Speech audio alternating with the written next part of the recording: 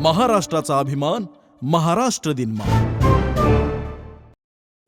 Rajarshi Shahu Chhatrapati memorial ट्रस्टतर्फे दिला जाणारा हा महाराष्ट्रातील मानाचा शाहू पुरस्कार देण्यासाठी मंचावर उपस्थित या कार्यक्रमाचे प्रमुख पाहुणे ज्यांच्या हस्ते हा पुरस्कार देण्यात आला ते माननीय खासदार शाहू छत्रपती महाराज, अध्यक्ष माननीय नामदार श्री प्रकाश आबिटकर साहेब, कोल्हापूरचे जिल्हाधिकारी आणि या ट्रस्टचे अध्यक्ष डॉक्टर विजय राठोड, शिवाजी विद्यापीठाचे कुलगुरू माननीय डॉक्टर R.K. कामत सर, प्रकुलगुरू डॉक्टर ज्योती जाधव मॅडम, महाराष्ट्रातील ज्येष्ठ विचारवंत डॉक्टर अशोक चौसाळकर सर आणि विचारमंचावर उपस्थित सर्व सन्माननीय सदस्य, माझी तीर्थरूप आई वसुधा पवार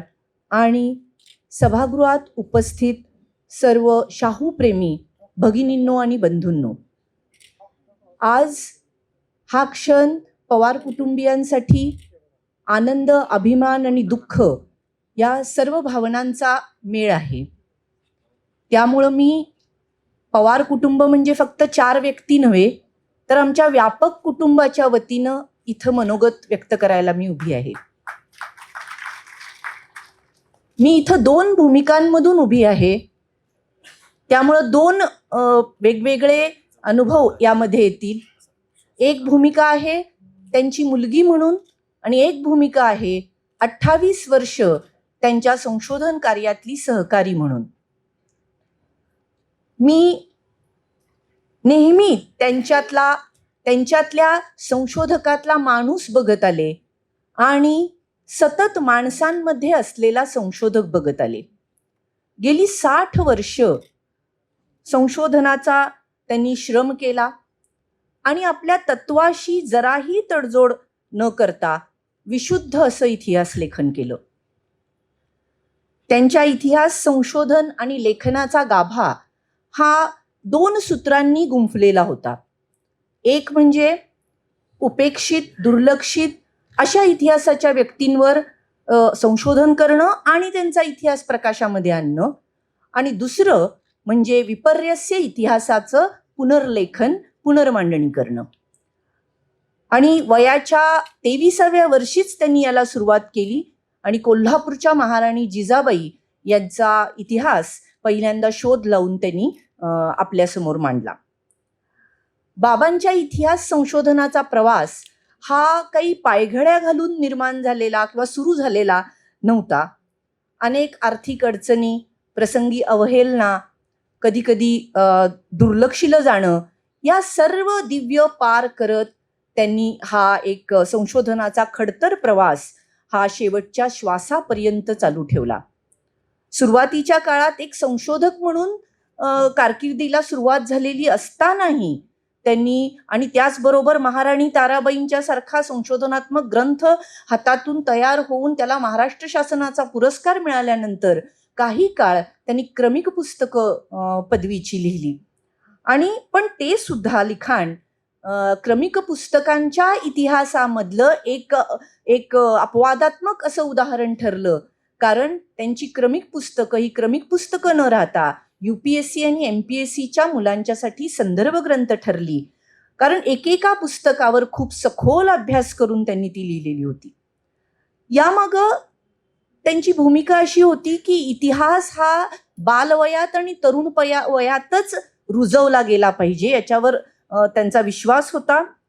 म्हणून तर त्यांनी 4थीच्या पुस्तकाचं लिखाण सुद्धा त्यांनी केलं, शिवाजी महाराजांच्या पुस्तकाचं, आणि येणाऱ्या पुढच्या पिढ्यांना त्यांनी सत्य इतिहास त्याच्यासमोर मांडला.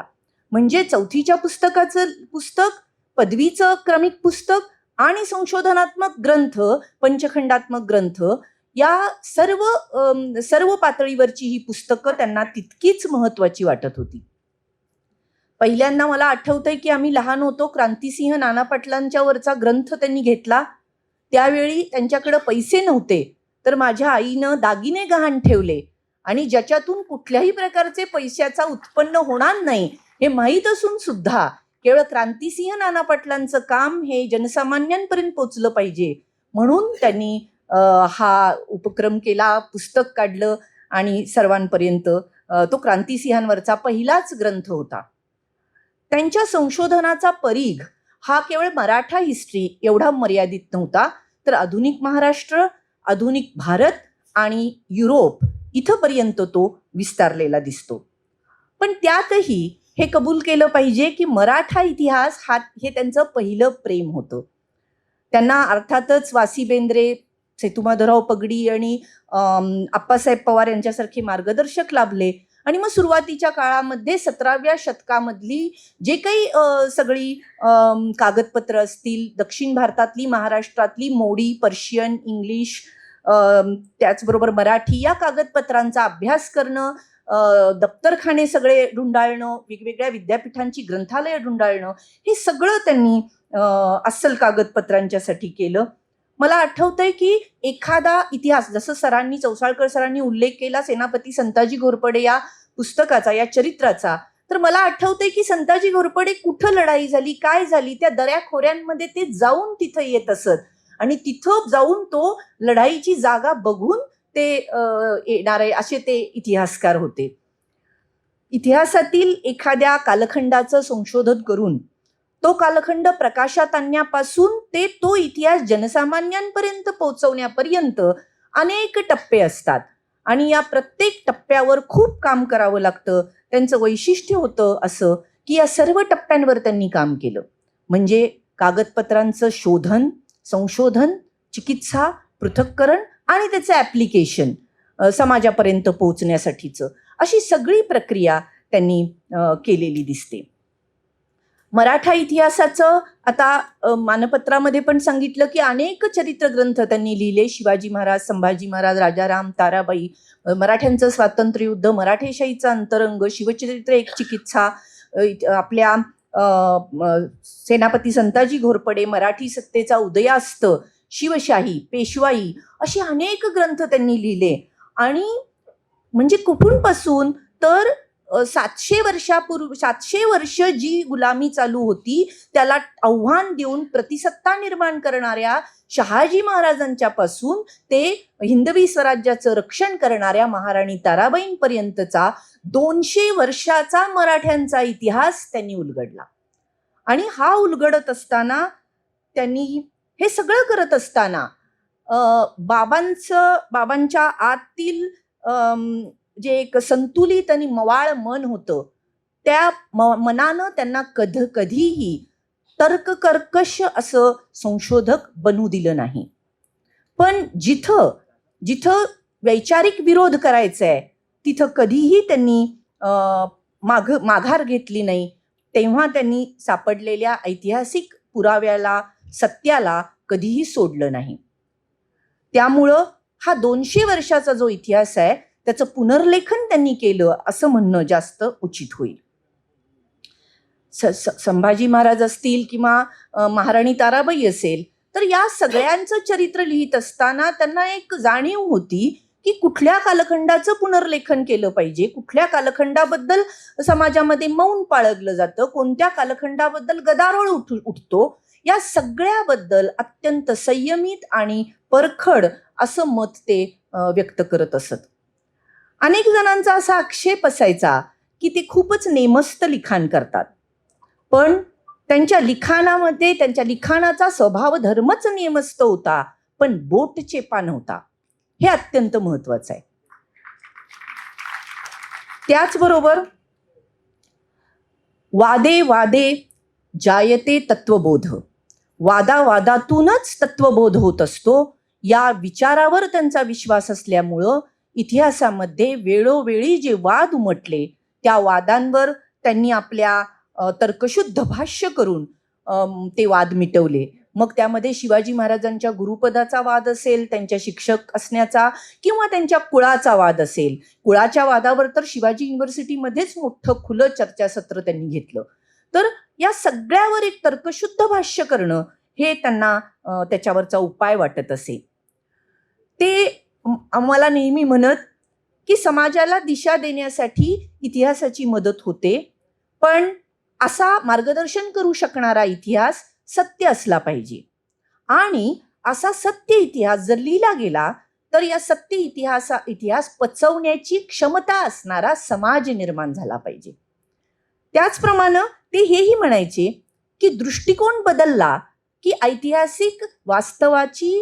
ऐतिहासिक पुराव्यांची पुनर्मांडणी करावी लागते आणि त्यातून सगळं बदलतं. जसं त्यांनी पुनर्मांडणी करताना ताराराणीच्या ग्रंथाची त्यांनी न्यायप्रणीत अशी मांडणी केलेली आहे. दृष्टिकोन बदलला की तिथं मांडणी बदलते. अशा ताराराणीचा ग्रंथ त्यांनी महाराणी ताराराणींना त्यांनी राष्ट्रीय स्तरावर त्यांचं चरित्र नेऊन ठेवलं. एखादं ऐतिहासिक व्यक्तिमत्व सर्वांगानं प्रकटण्यासाठी कधी कधी अनेक शतकं एका सचोटीच्या संशोधकाच्या स्पर्शाची वाट बघत असतं. तसंच राजर्षी शाहूंचं कार्य अनेक इतिहासकारांनी मांडलं होतं, पण सर्वांगाने त्यांचा हे करण्यासाठी त्यांची जी प्रतीक्षा होती शाहू चरित्राची ती बाबांच्या पंचखंडात्मक शाहू चरित्रानं ती प्रतीक्षा थांबवली. आणि या चरित्रामुळं, पंचखंडात्मक चरित्रामुळं महात्मा फुले आणि डॉक्टर बाबासाहेब आंबेडकर यांच्यामध्ये राजर्षी शाहू महाराजांचं नाव अधिष्ठित करण्यामध्ये या ग्रंथाचा मोठा वाटा होता. शाहू महाराजांचं कार्य हे समाजातल्या सर्व थरामध्ये पसरलं पाहिजे. ते वर्टिकल न राहता वर्टिकल गेलं पाहिजे, हॉरिझॉन्टल नाही राहिलं पाहिजे. यासाठी त्यांनी अभ्यासकांसाठी पंचखंडात्मक ग्रंथ, त्यांनी सामान्य माणसासाठी घरोघरी शाहू अभियान, त्याचबरोबर त्यांनी विधान मंडळातल्या सदस्यांसाठी शाहू जीवन व कार्य आणि अमराठी लोकांसाठी, अभारतीय लोकांसाठी विविध देशातल्या विविध भाषेमधले शाहू अशी मांडणी त्यांनी शाहू चरित्राची केलेली आपल्याला दिसते. आणि त्यांचा शाहू महाराजांचाच नव्हे तर प्रत्येक ग्रंथच 7-8 वर्षांचा प्रकल्प असायचा. प्रत्येक ग्रंथासाठी बैठक, त्यांची जी बैठक आणि त्यांचं जे एकूणच मेहनत होती त्याचं मूर्त स्वरूप ते असायचं. शाहू महाराजांचा बृहद ग्रंथ करत असताना तर 7-8 वर्ष त्यांनी एकही सन्मान स्वीकारला नाही, एकही पुरस्कार स्वीकारला नाही. ते म्हणायचे हे माझं लाईफचं मिशन आहे. आणि नंतर त्यांना खूप आयुष्य मिळालं, परंतु तेव्हाच ते म्हणायचे एक शाहू चरित्र झालं की मी मरायला मोकळा झालो. तर या बृहद ग्रंथामध्ये अर्थातच सर्वांना तो माहिती आहे, त्यामुळे त्याबद्दल बोलायची काही गरज नाही आहे. पण या ग्रंथानं काय केलं तर या ग्रंथानं शाहू फुले आंबेडकरांच्यातला समान दुवा तो अधोरेखित केला. दुसरी गोष्ट काय केली तर इतिहास आणि वर्तमान यांना जोडणारा संदर्भ बिंदू आपल्याला त्याच्यामध्ये दिसतो. त्यातून प्रस्थापित इतिहासाची त्यांनी संदर्भ चौकट बदलली, गृहीतकं बदलली. शाहू महाराजांनी बांधलेल्या वसतिगृहामध्ये आपण शिकलो, याची त्यांना जाणीव होती. त्यामुळे प्रत्येक शाहू महाराजांसाठी केलेलं काम हे शाहू महाराजांच्या ऋणातून मुक्त होण्यासाठीचं तर्पणच आहे असं ते समजत होते. शाहू महाराजांच्या व्यतिरिक्त जो इतिहास हा लोककल्याणाचा आशय, वर्तमानातल्या लोककल्याणाचा आशय प्रकाशित करतो, तो इतिहास लोकांच्या पर्यंत पोहोचला पाहिजे अशी त्यांची तळमळ होती. आणि त्यातून अनेक सत्यशोधक कार्यकर्त्यांची चरित्र त्यांनी लिहिली आणि लिहून घेतली.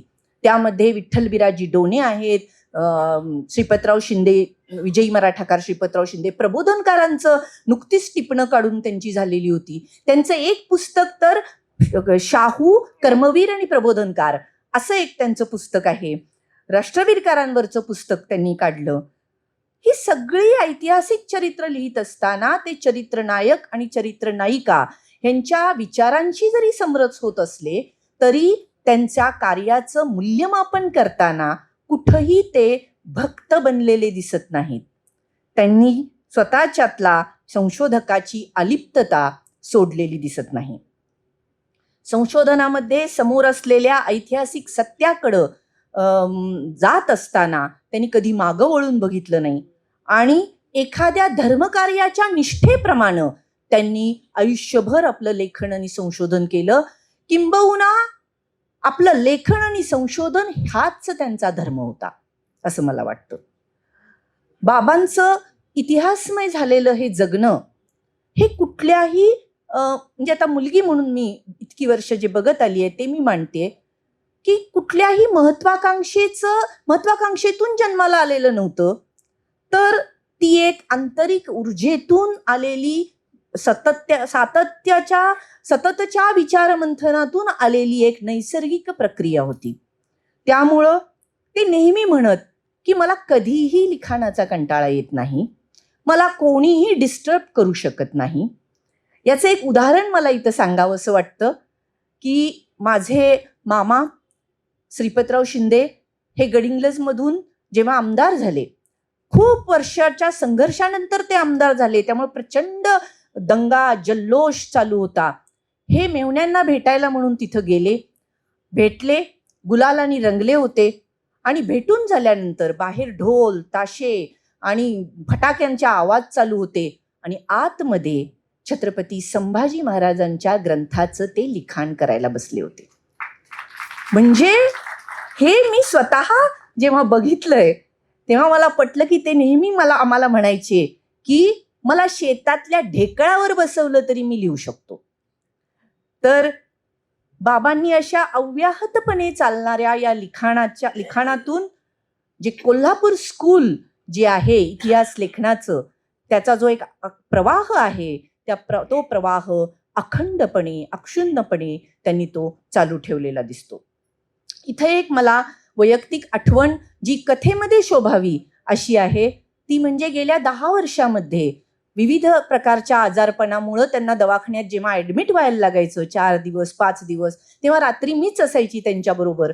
तेव्हा रात्री झोपेमध्ये ते विविध संदर्भ पान नंबर असं ते बोलायची.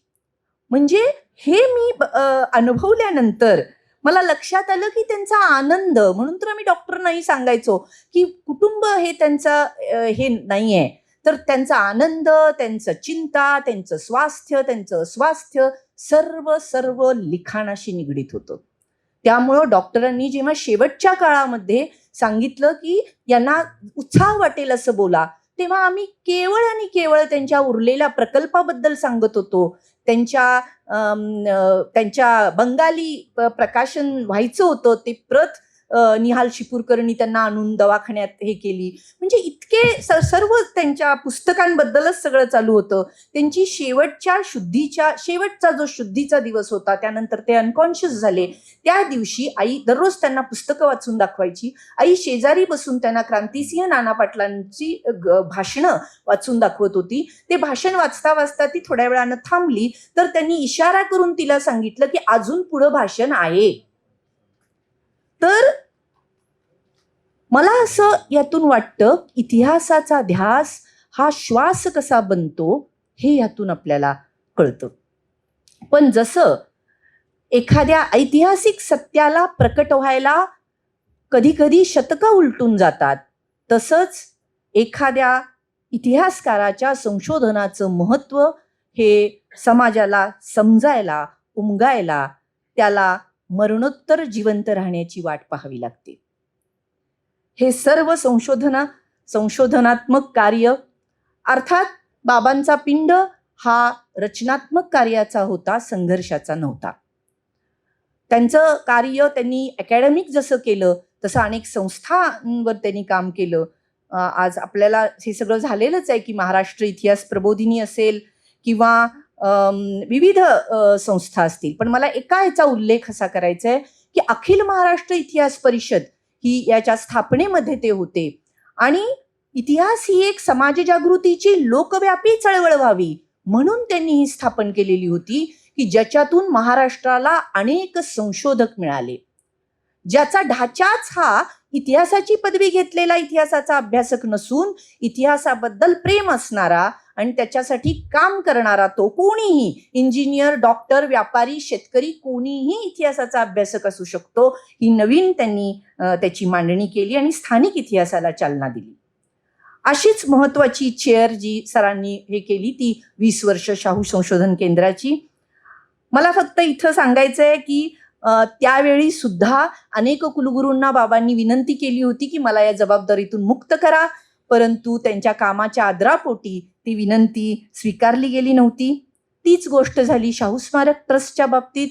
शाहू स्मारक ट्रस्टच्या ट्रस्टी पदावर ते असताना त्यांनी शाहू महाराजांच्या विचारांनी कार्य करणाऱ्या राष्ट्रीय लेवलच्या विविध क्षेत्रातल्या लोकांना त्यांनी पुरस्कार दिले आणि 3 वेगवेगळ्या कलेक्टर जिल्हाधिकाऱ्यांच्या कारकिर्दीमध्ये 3 वेगवेगळी पत्र राजीनाम्याची पाठवून दिली आणि ती 3ही पत्र अत्यंत नम्रपणे त्या तत्कालीन कलेक्टरनी घरी परत आणून दिली. त्यामुळं त्यांचं हे कार्य शेवटपर्यंत चालू राहिलं. भाई माधवराव बागल ट्रस्ट असेल, राष्ट्रवीरकार शामराव देसाई ट्रस्ट असेल किंवा प्राचार्य पी पाटील सोशल फोरम असेल, अशातून त्यांनी आपलं रचनात्मक कार्य केलं. गेली 60 वर्ष इतिहासाची अहर्निश सेवा करणारा संशोधक जसा मी बघितला, तसा या संशोधकातला माणूसही बघितला. 35 वर्षापूर्वीचे मराठा इतिहासावर फक्त संशोधन करणारे TS पाटील सर नेहमी म्हणतात ते जयसिंगराव पवार वेगळे, आणि 35 वर्षानंतर शाहू महाराजांच्या कार्याची ओळख झाल्यानंतर जे अधिक बुद्धिवादी आणि अधिक समतावादी दृष्टी झालेले जयसिंगराव पवार वेगळे. त्यांनी स्वतः उत्क्रांत होत गेले ते त्यांच्या विचारांमध्ये.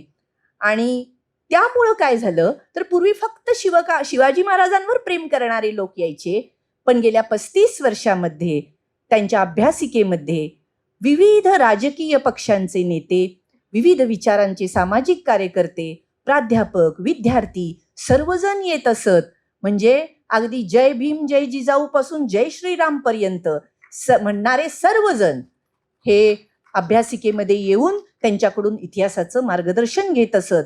पण एक गोष्ट मला लक्षात आली होती, ती म्हणजे समोरच्या माणसाच्या विचारांप्रमाणे त्यांनी इतिहास कधी वळवला नाही. त्यांनी खरा इतिहास प्रत्येकाला सांगून योग्य मार्गदर्शन करण्याचं काम त्यांच्या अभ्यासिकेमध्ये अव्याहतपणे केलं. नवसंशोधकांना, मग तो कोलंबिया युनिव्हर्सिटीचा असो नाहीतर सोलापूर युनिव्हर्सिटीचा असो, त्यांनी त्याला तितक्याच आत्मीयतेनं तासनतास मार्गदर्शन केलं. स्वतःचं प्रमोशन, मुसळधार प्रमोशन करण्याच्या या काळामध्ये ते सर्व प्रकारच्या स्पर्धेपासून, महत्वाकांक्षेपासून आणि स्वतःला सिद्ध करण्याच्या अट्टाहासापासून मुक्त झालेले होते. ते आम्हा मुलांना म्हणायचे, जसं आता चौसाळकर सरांनी सांगितलं की अजात शत्रू होते, ते आम्हाला म्हणायचे मला कोणीही शत्रू नाही, आणि जर कोणी मला शत्रू समजत असेल तर माझा इलाज नाही. त्याला विरोधकाला तोंड देण्यासाठी आपण त्याच्याशी वाद घालण्याची गरज नाही, आपलं कामच बोलत असतं, असं त्यांचं सांगणं असायचं. जेव्हा त्यांनी who will cry when you die हे पुस्तक वाचलं, तेव्हा त्यांनी आम्हा मुलांच्या समोर अशी प्रतिक्रिया व्यक्त केली की अरे यातला 80% गोष्ट तर मी जगतोच आहे. आणि त्यामुळंच ते गेल्यानंतर many cried and many are still crying, सारा महाराष्ट्र हळहळला. तर त्यांचं मला नेहमी सांगणं असायचं की माणसाचं काम हे पदापेक्षा मोठं नसतं. माणसाचं काम हे पद मोठं करत असतं, पदामुळं माणूस मोठा होत नसतो. आणि त्यांची आवड आणि त्यांचं मिशन हे एकच होतं, त्यामुळे ते खूप भाग्यवान समजायचे स्वतःला. या इतिहास संशोधनाच्या या 60 वर्षाच्या प्रदीर्घ खडतर अशा प्रवासामध्ये त्यांनी अनेक वैयक्तिक, कौटुंबिक अशा क्षणांना तिलांजली दिली आणि माझ्या आईनं त्यांना हसत हसत साथ दिली. ती केवळ त्यांची पत्नी नव्हती, तर इतिहास संशोधनातली त्यांची सहकारी होती. बाबांचं एकाकी व्यग्र असं संशोधन आणि आजूबाजूच्या समाजातली माणसं यांना प्रेमाने जोडणारा ती सेतू होती. त्यांच्या लिखाणाचा पहिला खरडा वाचण्यापासून ते कोविडमध्ये त्यांच्याबरोबर हॉस्पिटलच्या रूममध्ये जाऊन राहण्यापर्यंत आणि त्यांना अडीअडचणीच्या वेळेला मार्गदर्शन करण्यापर्यंत असं सगळं तिनं या सहचारिणी म्हणून केलं. ती आज त्यांचा सन्मान घेण्यासाठी आमच्यामध्ये उपस्थित आहे. याचं मला खूप समाधान आहे. आता शेवट, ज्ञान आणि उत्सव एकत्र नांदणे याला ज्ञानेश्वर, ज्ञानाची दिवाळी असं म्हणतात. आज ज्यांनी शाहू महाराजांच्या कार्याचा डंका आपल्या ज्ञानानं देश विदेशामध्ये पसरवला, त्या बहुजनवादी इतिहासकाराला शाहू पुरस्कार मिळणं हे आमच्यासाठी ज्ञानाचा, समतेचा उत्सव असणारी ज्ञानाची दिवाळीच आहे. आणखीन काय बोलावं या दिवसाबद्दल, माझ्या संशोधक बापाबद्दल. ऊर अगदी भरून आलंय. धन्यवाद. एक फक्त राहिलं सांगायचं, ते म्हणजे इथं जो 1 लाखाचा पुरस्कार दिला गेलाय तो आम्ही कुटुंबियांनी ठरवून असं ठरवलंय की हा 1 लाखाचा पुरस्काराची रक्कम शिवाजी युनिव्हर्सिटीच्याकडे सुपूर्त करून मराठा इतिहासातील सर्वोत्कृष्ट अशा, दरवर्षी सर्वोत्कृष्ट अशा प्रबंधाला ते बक्षीस दिलं जावं आणि त्यात आणखीन काही भर घालून ते अव्याहतपणे ते चालू राहावं, असा आम्ही निर्णय घेतला आहे. आपण सर्वजण बाबांच्या, शाहू महाराजांच्या प्रेमापोटी थालात. आपले धन्यवाद. जय हिंद.